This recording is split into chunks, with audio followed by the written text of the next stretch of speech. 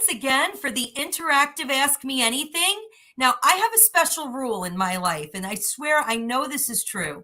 Whenever I look at the clock and it's 11:11, to me, that's a sign that like something amazing is about to happen or is happening. And just being here with you guys, being late, starting this session at 11:11, this interactive metaverse tour, this Ask Me Anything.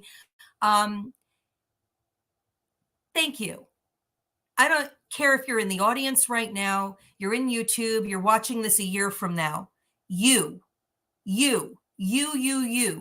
thank you. I wouldn't be here if there weren't watchers and listeners and dreamers and champions and people that just say, girl, we got your back. I know it's going to be a long road. We're in for the ride. Okay. I would not be here without every single one of you. So thank you. So now I want to make it a little more personal. You've seen a lot of the people that have been with us behind the scenes, making this happen.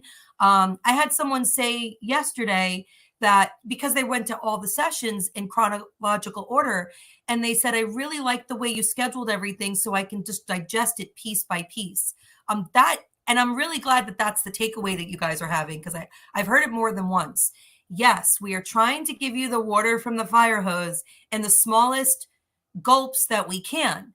But we have a lot of catching up to do, guys. I mean, you see all these people that are involved with me. They're all over the world. They've come together. It's not like I invented this stuff. Like, seriously, there's a lot of people that have been doing this, and they've just been doing it in their own way. And I'm just bringing everyone together.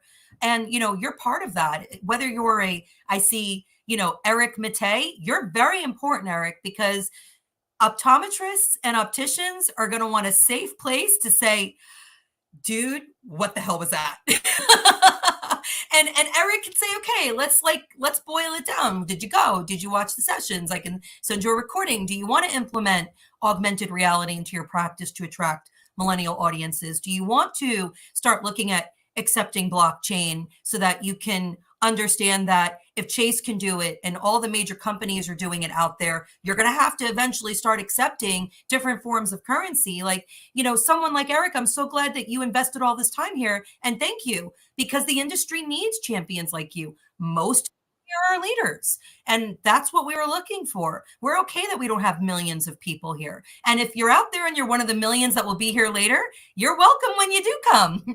But what we aimed to attract with this session were leaders like Lenny, leaders like Justo, leaders like Bruce, leaders like Princess, leaders like Antoine. Every single one of you has a different role to play in your own world, in your own industry, in your own community, and you showed up. And I got to tell you, for me, that makes this event an absolute win. I'm going to bring some of the questions over that we had from last time. And Antoine, I don't know if you're in the audience, but you might want to help me answer some of these. Let me see if he's here. Hold on. He might have just jumped off because it is different time zone for him. Okay, he did leave. Okay, so I'm going to do my best. One of the questions was, what is the most challenging part of starting in this space or in this industry? So I'd imagine that question is positioned towards starting in the metaverse space, in the immersive tech space. And I think no matter what industry you're in, if you're positioned to be, let's use the word disruptive. I don't like that word, but it is a word that people use. So if you're positioned to be disruptive, you have to imagine that you are going into an area that is outside of a lot of people's comfort zone. If you weren't doing that, then you wouldn't be disrupting anything. You would be fitting into the status quo. And when you're being disruptive, the first challenge is, how do I do this without being disruptive in a positive? How do I do this while being disruptive in a positive way? How do I bring technology that's going to be helpful and not be confusing, not be harmful, not be like a big investment and a big waste of time for people? I know we can fill these gaps with technology, but how do I do that without confusing the hell out of everyone? I think that's probably a challenge that a lot of innovators have. And being able to make products accessible in digestible bites is very important, because if you can come and get a little piece and get just enough that you can give your feedback, then we can grow and scale together very slowly and very methodically. You can't introduce technology like this, all in one giant lump. It's very challenging. And that's kind of why we decided to include the audience in our development. That's our secret. So there you go, competitors. That's our secret. We included the community in the development process, because what we found is when people can see you doing that, they see the humanity of it. They see you making mistakes. They see you dusting your knees off. Some people criticize you for that and say, I don't want to be a part of this anymore. But most don't. Most say, wow, okay, like that's hard. Good for you. Better you than me. But they still support it. So I think the hardest part of starting is preparing your brain and your heart and your gut and your mind for the sustainable journey ahead. Because it doesn't matter who you are as an innovator, how much money you have, how much talent you have. This sort of stuff is unprecedented, and it takes a lot of true courage and spirit. And not all of us have that. I certainly didn't have it in the beginning. I've really fed off the energy from a lot of people here in this event. But I would say that's the challenge. Okay. Another question. Can one have an actual photo for an avatar? I think that was a question from David. And I did see your question. David wanted green glasses for his avatar, because David is David Green, and David's whole thing is green. Bruce is Bruce in the blue shirt. He wanted a blue shirt. So right now, the standardized avatar system that almost every platform is using is called Ready Player Me, which you see when you go to sign in. And that is because of the interoperability. Again, interoperability means I can create something in one place and I could bring it to others. Imagine if you went to a website and you filled out a form and you uploaded a picture, and then you went to another website and you didn't have to do that again. Like all your information, all your pictures, all your stuff that you'd put in. Imagine if Threads and Twitter were interoperable. You now migrated from Twitter to Threads. You didn't have to start over. You could just bring all your stuff with you and you can continue your Twitter journey in Threads. Now, obviously, they would never do that because a lot of these ecosystems are closed for a reason. They want to make it hard for you to leave. Interoperability actually makes it easy for you to leave, because interoperability says, I want you to be able to continue your journey and customize your journey no matter where you go. That's the challenge of building competitive platforms that are still cooperative and collaborative and community-centric. The answer to your question, David, is yes. The challenge is there's a lot of ways that can happen. Currently, you can wait for Ready Player Me to load a green frame onto their library. You may or may not want to wait for that.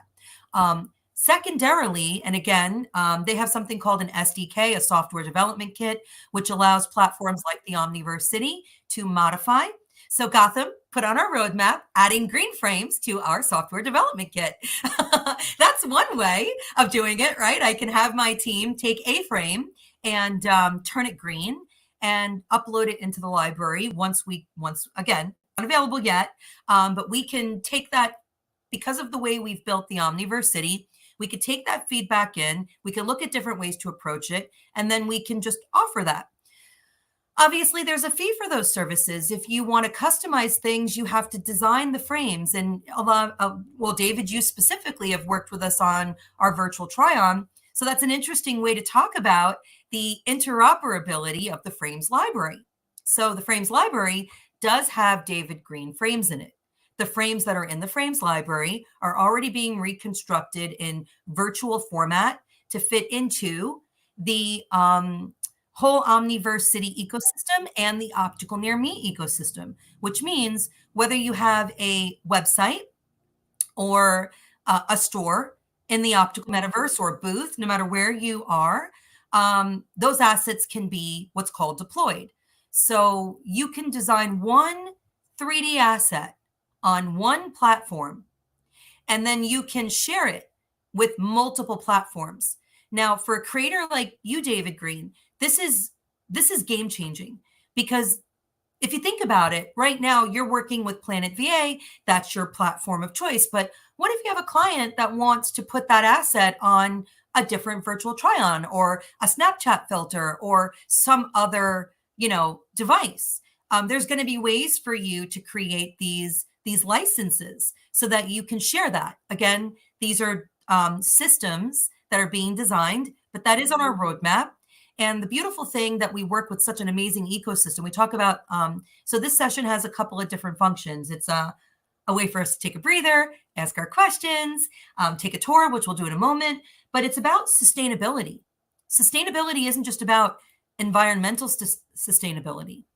It's about, business sustainability, community sustainability, technology sustainability. These are all things that you have to be able to champion if you want to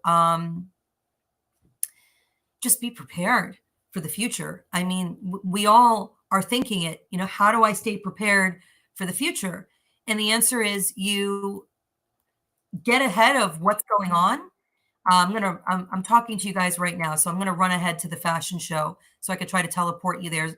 We could have a little bit more of an interactive conversation in the metaverse. But in order for you to be sustainable, you have to first do your research. What does that mean? Sustainable indicates that you're going to be around a really long time. Okay. Whatever you're doing is going to have to work, not just today, but it's going to have to work in 3 years from now, 5 years from now, 10 years from now. Okay. So I'll tell you what we do know for a fact. We know that most of the things that we were doing before COVID were not sustainable. And we know that because COVID shut most local businesses down, not many of the larger corporations. Those corporations had a sustainable infrastructure.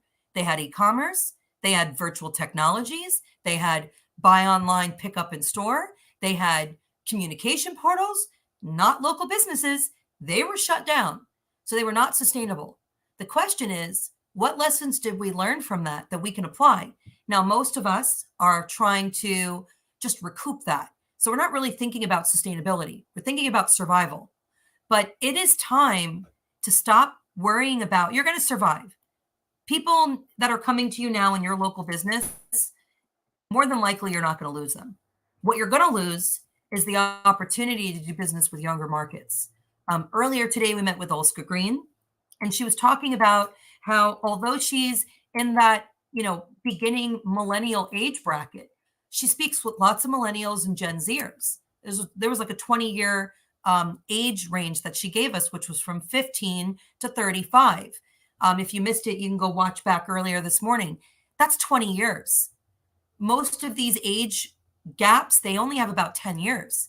So that means that all of the millennial generation, from what she's seeing, are hyper focused on sustainability. And the younger, most of the Gen Z generation, and even some of the older alphas are focused on this. So what does that mean? That means if you're not focused on sustainability as a brand, more than likely, you're not going to be able to engage with these markets. You're not going to be able to get them to really want to invest in your brand, because this is one of their decision-making strategies. So David, we could talk about customizing your frames in a moment. I have one more question and then I'll tune back into the audience and see if any of you guys, and by the way, I'm going to share the session ID here. So if any of you want to explore the fashion area with me, and if I can get David to click the link and join me, David, I can probably share you as an avatar. You could talk about sustainability. I'm going to try. So click the link and see if you can join us. The last question was, if this was a competitive sport, can the motion be used to make improvements? That's an interesting question. Bruce, do you mind if I bring you on stage so you can ask that question like right up on stage? Are you okay with that? Give me a thumbs up if you're okay with that. Well, Bruce, you're ever the volunteer, so I'm going to invite you to the stage anyway. You could always reject it if you don't want. Oh, here he comes. Woohoo! Now this is interactive, okay? Being able to come on stage and ask your question live. Bruce, how are you today? Good morning. I just put my K-cup in my Keurig machine, so Wonderful, Per- wonderful. If you don't want to share your camera, you don't have to. By the Good. way, while I give you a chance to kind of get situated, there is a link in the feed that David Green has shared. It's in the event feed as well as here in the chat. It's the greeneyewear.planetva.net. So that's where you can experience David Green's virtual try-on. And Bruce, talk to me a little bit about that question. You had Yeah. said, go ahead, I'm listening. No. So the thought process is in many physical, highly developed, sporting competitive situations. Minimal changes in movement or maximization of how you use your energy can be like the game changer. So if Antoine is able to, turn the real motion of the person into a semi-person avatar, I don't know what you call that, what we saw. Uh, but then the motion could be, in my mind, the motion could be analyzed frame by frame, literally. So that might be an amazing use of, taking the real motion and turning it into the digital twin, and then being able to break it down, that fast. And that I'm into IndyCar racing, so when you watch a pit crew do their stuff, I mean, you're talking about milliseconds of difference that makes a pit crew super competitive just to being an Okay. ordinary pit crew. So yeah, So I that tell was you my what, we're thought. going to start that question here, and then we're going to continue it in the next session because we'll have Okay. Lubna joining us, who's an expert in AI. But I'll tell you what my thinking is. This is a suspicion. This is how some of this stuff works. Okay. Yeah. Um, my suspicion, my hypothesis, right? This is all science. Like this is really science. Like you're Yeah. developing a hypothesis and you have technology to stretch the experiments to the limit, and then you're collecting all this data that's like just virgin earth. It's like Yep. it's crazy, right? So what I'm thinking is you could take existing well, you could take probably actually, well, let me zoom out a little bit. I'm going to give you a real life experience of a company that I know of called Synaptic. And what Synaptic has done is they've created a vision screening instrument. Now, again, this isn't vision screening. I'm going to get there, but just bear with me. A vision Hmm. screening instrument that has a way for players, athletes of all different um, you know, like, athletes of like football and baseball and all different championship levels. So they might have somebody who's like an NBA all-star or a Right. MLB, professional, and then somebody who's like just starting baseball or just starting basketball. So those people would go through different exercises using like, responsive techniques with the screen, and it would analyze their response time. How fast were you? What was your peripheral vision like? Did you Hmm. make any errors? And they designed the test specifically to receive information. Then that information goes into an AI database and it kind of assesses people's performance. And then it designs tests with artificial intelligence that optimize that. How I Hmm. could see applying that similar technique in what you just said, and this is like real time process development here, is you could take different pit crews that have different like metrics, like maybe someone's like the best and someone's like just okay, and maybe someone's brand new, Right. and then you could use this sort of technology, this sort of motion capture technology in real time to capture their real time movement. You have to do this Yeah. with some sort of suit or sensor or something like that. Then you could potentially produce their behaviors in the metaverse and watch it and simulate it. And then you could apply artificial intelligence to that to say, how much faster could we make these people? What would we have to do? How could we streamline this process? Maybe it's not humanly possible for them to move any faster, but maybe there's this one little millisecond Right. from them grabbing a bolt and grabbing a wrench, and maybe the AI could say, no, you got to do it in the opposite order. And again, I don't know enough about the process to have any level of expertise there, but that's just kind of the way that we do these things. We just come up with these theories and then technology, we can apply them. What are your thoughts about like those new opportunities? So that was kind of where I was thinking internally, but you converted my internal thinking into some external thoughts of a potential process. Yeah. And I mean, it could be even as simplistic as taking existing slow motion movies, which all the pit crew teams do and analyze, and then overlaying Antoine's thinking to that, and then doing the analysis that you just described. So yeah, I could see a multi-step phase of the development of that, but I think the first team that might want to venture into that thinking would start to shave milliseconds here, there, and everywhere. And the average pit crew team over the wall, there's 6 guys. So if you can, and ladies, so if you can save a few milliseconds per person, then that starts to add up to a competitive advantage. If you can be half a second quicker in an IndyCar pit changing environment, I mean, you're world class. I mean, you're gonna beat the competition hands down. so yeah. Thank you. And you have to understand that this is an opportunity for everyone to become more competitive. You And, got it. Yeah. if you're not thinking about doing that, if you're Mm-hmm. not thinking to yourself, and again, I'm going to share my screen in a little bit just so we can make this the interactive session that I promised. But if you're not thinking, how do I get into this space and get my hands on these tools? And I'll use Helen Whitaker as an example. Helen blew my mind. Yesterday during her session, you could just look up Helen Whitaker on the search and you'll see her session. She brought ChatGPT on the screen and showed how she used it to do something simple, like creating a Facebook ad to reach a target audience that she was looking for. That was pretty incredible. Now, the question is, was she inspired by knowing that she was coming on an event like this to explore that technology? Had she already been exploring AI? I don't know. But the bottom line is, everyone that you know is going to start discovering these tools for one reason or another.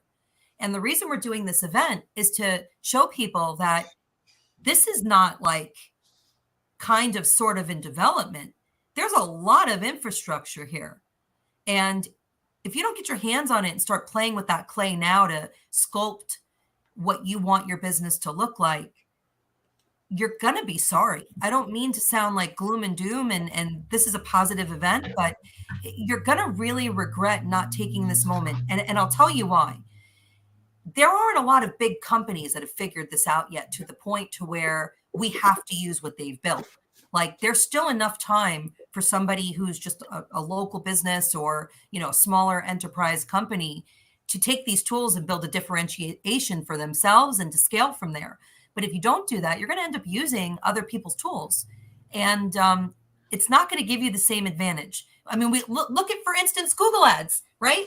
I mean, yeah, you can use Google Ads to create a competitive advantage for yourself until they change the algorithm. Then you have to start all over again. And they just removed Google Analytics, so you can't even really use that old data anymore to develop new insights for your business. You have to reboot, assuming you were even measuring that stuff to begin with. So we talk about sustainable, and obviously we're here to have more fun and talk about fashion. And I'm going to send you back to the audience, Bruce, and we'll chat in a little bit when you come on stage with us here. Thank you for coming on. And again, I'm here to answer any questions that you guys may have. I've gone pretty deep down the rabbit hole of sustainability with a lot of designers. I did share the link to this session, although it was from earlier before.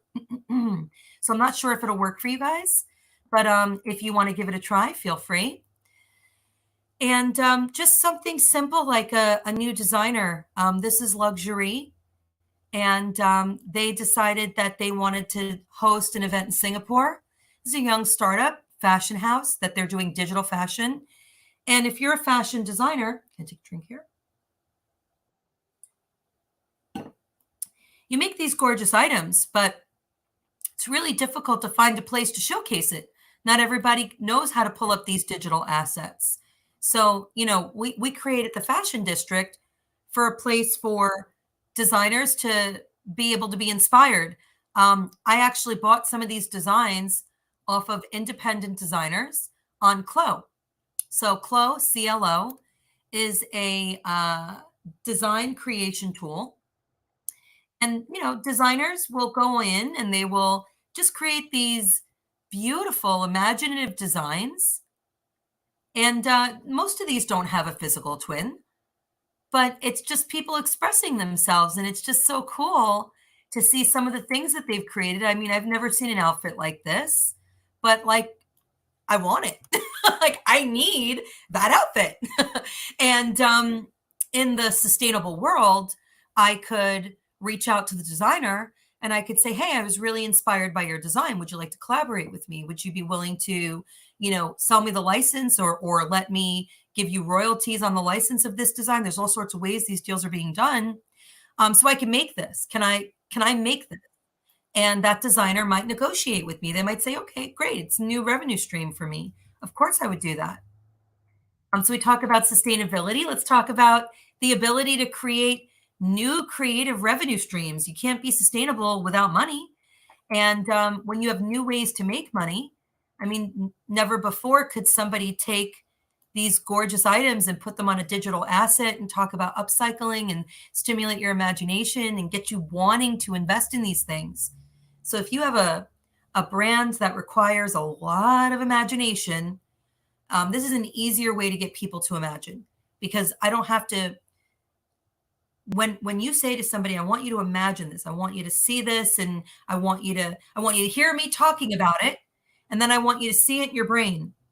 That's a tough thing to swallow, because think about it. You're relying on that other person's previous experiences and their previous visualizations to take the input of what you're saying from mostly audio and then match it. Take that audio, take what you're saying. Hey, imagine sustainable vision in the future, fashion in the future with, upcycling. I'm taking those words in and I'm trying to visualize it. I'm trying to find a match to things that I've seen before in my life, and I'm struggling. But now when you show me, I'm like, wow, okay, you're giving me a visual with this. Now it's easier for me to make that match. So you're making it easier, making it really, I'll use Bruce's term, simpler, faster, and better way to imagine. So I'm going to take a last minute moment to do a pulse check with the audience, see if we have any last questions or comments. And we will definitely be doing more tours throughout the event. If you would like to get a private tour, Princess will be sitting at the table. I'm going to give her the keys so she can go and do a private tour and you can meet with her. And in a minute, I'm going to end this and jump on with Lubna. I'm very excited to have her talking about her expertise in AI. I know a lot of you came here wanting to learn about AI. That's the subject of the hour. So we're going to talk about that in a moment. Any last minute questions? And then we're off. Okay. I'll see you in a little bit.